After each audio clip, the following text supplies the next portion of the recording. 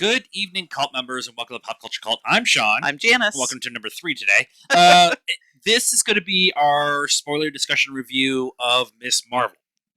We're going to start off by saying I know a little bit more than I would say of like Black Adam, which we did a trailer for earlier. I know a little bit more about Miss Marvel because we've known for a while that this character was coming and stuff. And Okay. her and Biggin abilities has changed from the comic to more of the cosmic thing. Yeah.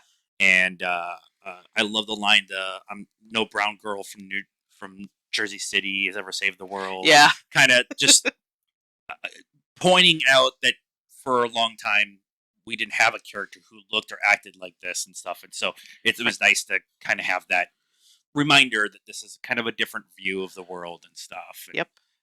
But and Pakistani roots and all that kind of stuff. So I know a lot of the base stuff, maybe the finer details and stuff I probably don't know as well as a lot of other people. With that being said, we usually come to these as MCU fans. So we mention the comics. If we know something, most of the time we throw it out the window because it's the MCU and they're doing their own thing. Right. They're putting their spin on the comic book story. Yes. Taking elements of different stories and putting them all in one run. Yep. Okay, so we got all the necessity to get stuff out. So, what did you think of this first episode? I thought it was good. I actually, it was. So we had mentioned this while we were watching it. It felt kind of Scott Pilgrim-y, Yes, which we love that movie. Just with the kind of all the artwork and stuff going on as they're talking and everything. I kept waiting for some of the tropes to happen, and they weren't. They kind of went to the line and then went somewhere Yeah. else on it. Yeah. Yeah. So I thought that was interesting because her parents and kind of how just from a parents of a teenage girl standpoint, right? Yeah. There's always kind of this the trope or whatever, and they're her dad's adorable, dressing up in the whole costume, and her totally a teenager girl thing to response by her, like, you're not gonna go with me, you're gonna embarrass me, right. Yeah, and what did you expect? Yeah. What did you? Yes, she is going to be embarrassed, and and some of that is probably a cultural thing for more of a I can't think of the word. I don't want to say restrictive, but just overprotective, protective, or just the Middle East is in some areas has not absolutely not, but in other areas has slowly moved into more of kind of the Western way of doing things, such as women are allowed to have jobs and they're allowed to be kind of their own person, and so they are obviously not that strict. She's not required to wear a headscarf or whatever, but they're still struggling with that old way of viewing the world. Yeah, and also trying to be cool, but yes, failing. Yes. And there's a very much of the dichotomy between the parents too, because the dad's the one who's telling her brother, "Stop praying so much. Go out and have fun, get in trouble," and that kind of stuff. And mom's like the one, like when Bruno goes to leave and shows up with all the food after like 10 seconds. We just watched Rockstars, and they actually timed it. The scene where he's like, no, you don't need to do anything. Yeah. She leaves the scene for 10 seconds and comes back. And see, I mean, they kind of, not that this is the new Rockstar show, but they had brought up something that I hadn't in my watching. I'm just thinking she's already got it prepared. Right. It's Right. already Right. Tupperwared out and put in the fridge, waiting for Bruno to show up to give it, or whoever shows up. Right? Right. It's like the That's Italian mom. That's a very mom thing to do, but it's also a very Middle Eastern mother kind of thing to right. do. Well, Was to have all this extra food. Italian moms. same You way. show up. Oh my God, manja, you're too thin. Too Here, thin. take all this food home with you. I dated an Italian. I know it is absolutely true. So I didn't think that at all. But their theory was that um, maybe mom has some sort of powers that she's keeping under wraps, Yeah. which is why she didn't want Kamala to have the bracelet and kind of making some comments about how Nana, is that what they called her? Yeah. Nana, was a little out there, a little crazy, Always sending us a bunch of like little trinkets and random things. Yeah, which, maybe she's actually taking trips to other galaxies and bringing I, back trinkets. I'm here for every conversation that has to deal with where this show is going to go. Like I'm totally down with that. I'm going to ask a question and let you kind of respond to it. Okay. But the show is not necessarily for us. It's very much for a younger crowd. In the comic itself is kind of the modern run for Spider-Man, the coming of age kind of process, Right. whatever. Right. So I'm cool with that. I understand that. I'm fine with that. I'm still going to enjoy the show for what the story that they're telling. But from my point of view, I'm not a woman. And, no. Well, sometimes. Yeah, sometimes. Actually, more often than not. But is it interesting for you to watch the struggles of a young teenage girl on the screen? Maybe not take the cultural thing of Pakistani family or whatever, but the expectations of having your life figured out because you're a girl and you have to have all these extra requirements kind of on yourself, on you, placed upon you by culture, by your parents. Yeah. You can't go out to this comic convention because it's to be a party and these boys are going to try to pick up on you the entire time. Yeah. That kind of thing. So was that kind of something that, because it hit me, and I'm not a girl, so I'm interested to see. I mean, I understood it. I mean, I raised a girl. I mean, it's been a hot minute since I was her age, so things were very different back then. But I understand it, Right. and I can empathize, even though some of her struggles. Like, first of all, if I had told my mom I was going to AdventureCon, she would have been like, "Oh, thank God, she's not going out in the desert and getting drunk on a Friday night." So your upbringing and Kabbalahs are very right, different, though. right. That's what I'm saying. Like, I can't identify with that because right. it's been a long time, but I can empathize and I can Right. understand the struggle. And like I said, we raised a daughter not so long ago, so we were there fairly recently. Right. So, but we as parents are not overly protective.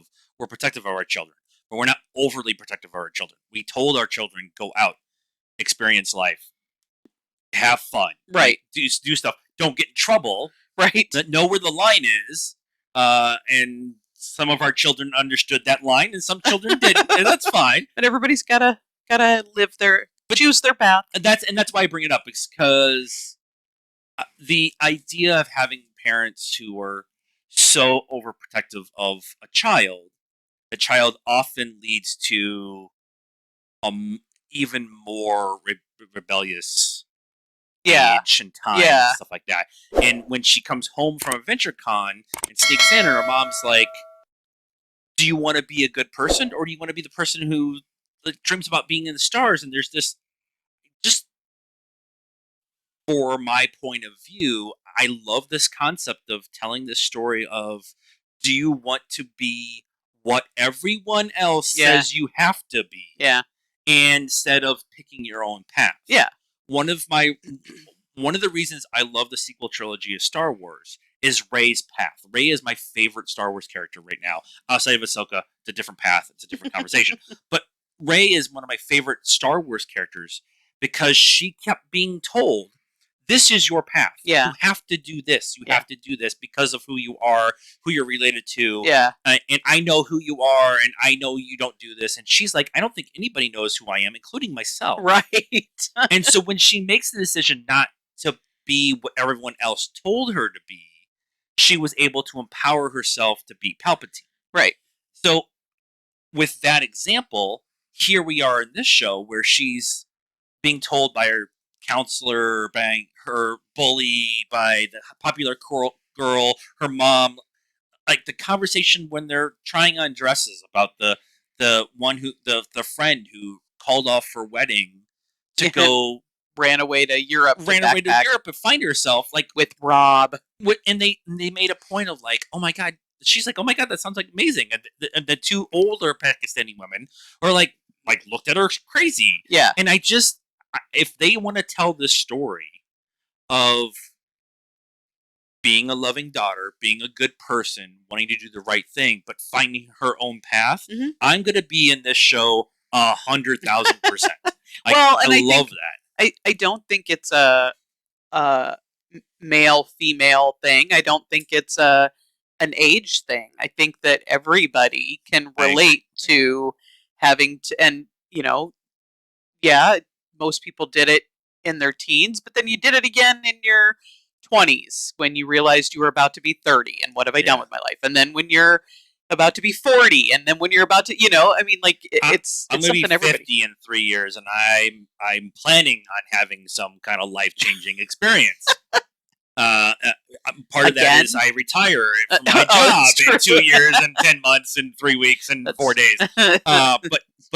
But yeah, that choosing your own destiny when everyone else around you, outside of Bruno, and her brother, are like, you have to be this. You have to be this. But I think it's interesting that so two things. I think it's interesting because typically that scenario has been played out with the child, right?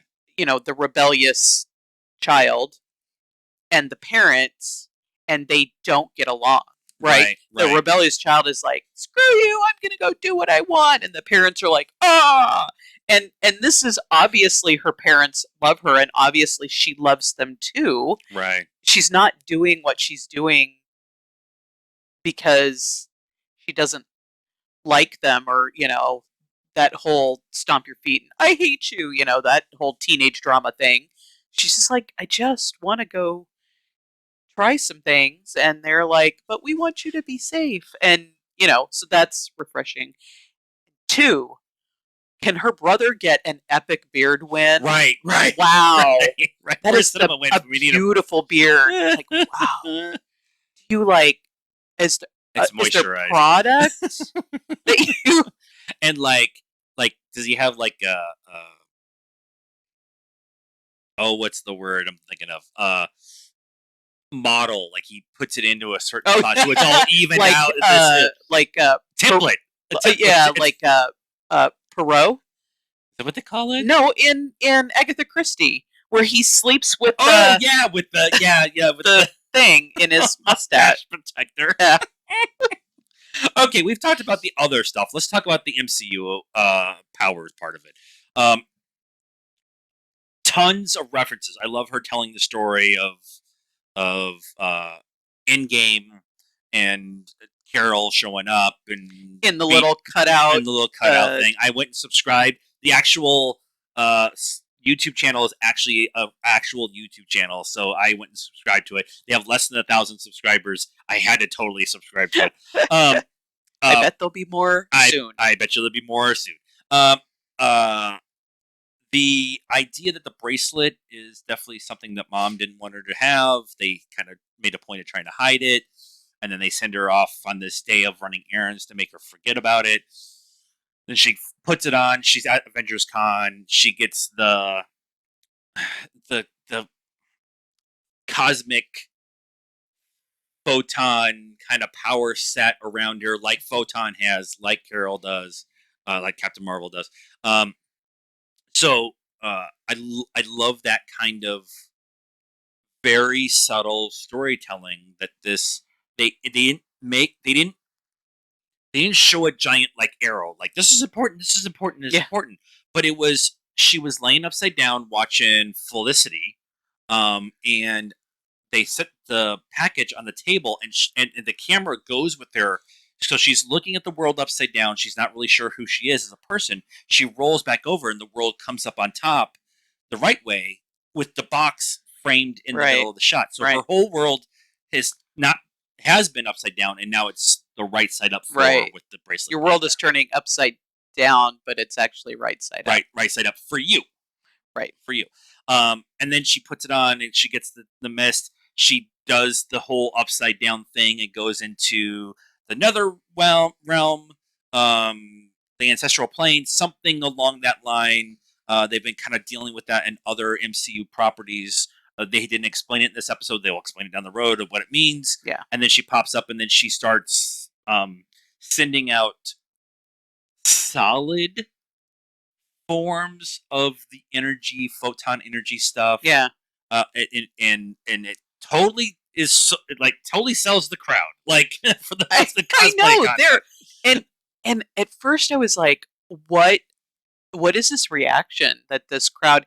And then I remembered, oh yeah, we're in Adventure World where, and we talked about this with Moon Knight, where they turn the whole sky, and the people are like, huh, okay, it's Tuesday, It's Tuesday. you know. And same thing with this. This stuff's happening, and people are like, woo! Yeah, totally. And then she knocks the giant man head off, and it like Roberg like just crashes through the entire con and whatever. But And everybody's still like, woo! the giant millionaire takes out. Is her name Zoe? Tiffany? I can't remember the popular girl who was in the cosplay contest. I can't remember what her name is right now. But takes her out, and then swings back, and then she kind of gets dropped, and she embiggens with the photon energy thing, whatever, to catch her with her hand, Right. which is mirrors what she does in the comic where she embiggens. She has the stretchability. In the comic, it's like actually. Yes, it's very much like Reed Richards. Reed Richards from Fantastic Four. Yeah, and this is not solid because so we're just going to call her Zoe. As she crashes to the ground, it just dissipates. Yeah. So, but having that little hint of what's going to be coming down the line, of her like getting powers, finding out her powers. I want to see a Heroes-esque cheerleader filming herself. It's from season 1 of the Heroes, where she goes out and she jumps off the grain silo and like dies, and then she breaks like every bone in her body. But now you have Bruno, who's super technology based, who can like try to do all that, like try to like film it to try to figure it out and stuff. It's kind of this Shazam kind of thing too, right? Yeah. Where they're you've got to have a figuring out your powers montage. Yes, absolutely. But I like that they hint at it at the end of this episode, but more of it's about building Kamala as she is as a person. Yeah.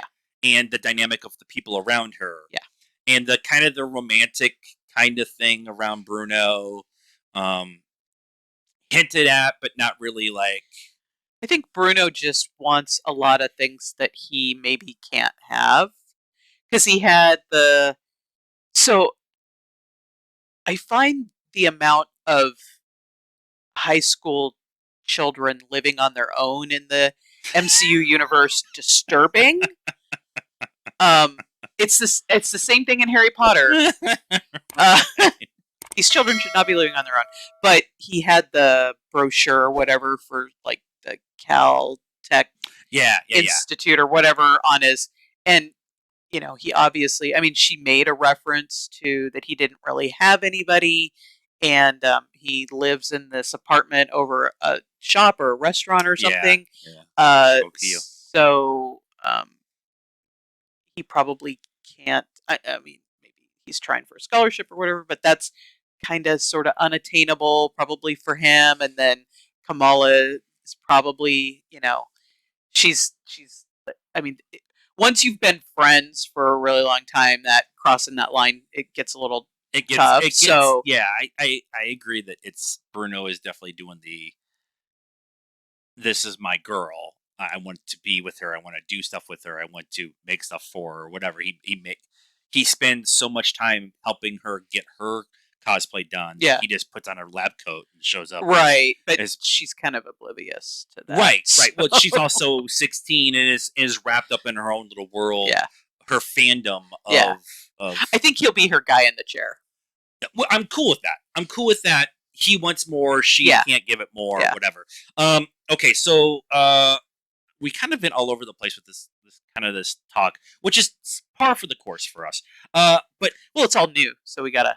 it's all new, and really, they didn't give us much of the kind of teasing going forward of what's going on, Yeah, except for the guy who interrogates Peter and Ned and Aunt May. Aunt May and everybody, and No Way Home.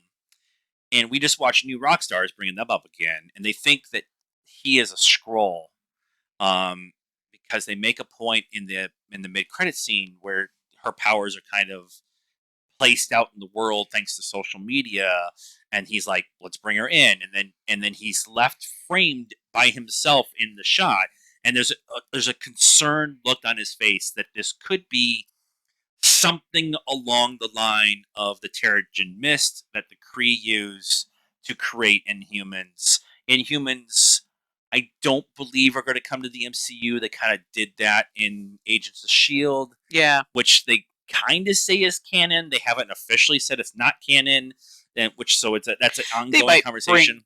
a form and not A form, necessarily call them I Inhumans. believe, but the idea that has been floating around with a lot of these little MCU things is TV shows and things is a lot of people are saying there's no connectivity like there has been before, and like there was Wait for it. like in Phase 1, they went back and you could see on the second or third viewing that they laid some groundwork on things they didn't know that they were laying groundwork when they did it, but they used it anyways. But here they know that they're laying groundwork, and Yeah, so here's a reoccurring character from a different show or a different movie again yeah. showing up, and then there's a trust a bro moving truck in the In the post credit in the scene in the in the and the credits. credits in the Yeah, yeah, and then the old Avengers Tower showed up. So Marvel doesn't place those things in there by happenstance. right. They do it on purpose, maybe sometimes to throw us off the scent of where the story is going and what Yeah, they're doing and stuff like that. And sometimes to blatantly tell us what's going on, and we're like, it doesn't mean anything because we've been teased so many different times. right, right. But I think going forward, we're going to get a lot more of this kind of personalized story coming of age in a different form than we've seen before with a young brown girl from Jersey City. Right. I think we're going to get that, and then they're going to start dropping. Okay, there's going to be a scroll in one of the episodes. There's Well, going to be a Kree in one of the episodes. this is you've talked about it multiple times with other shows. This is the street level Yep. MCU stuff. This isn't the cosmic MCU stuff or the multiverse MCU stuff. This is the street level. This is the Peter Parker. This is the Daredevil, Jessica Jones. If they Yeah. bring them in, the Hawkeye, all of that. I would agree with you on all of those points, except she has cosmic powers, and But so she could be the thing that ties the two together. yeah, and I think now that we're kind of discussing what this could be going forward, we have the Marvels coming with Photon, with Captain Marvel, and with Miss Marvel. I think at some point in time down the line, one of the two of them, Captain Marvel or Photon, will show up, Maybe. and not in any means of Like, come on, girl, we're going off the adventure.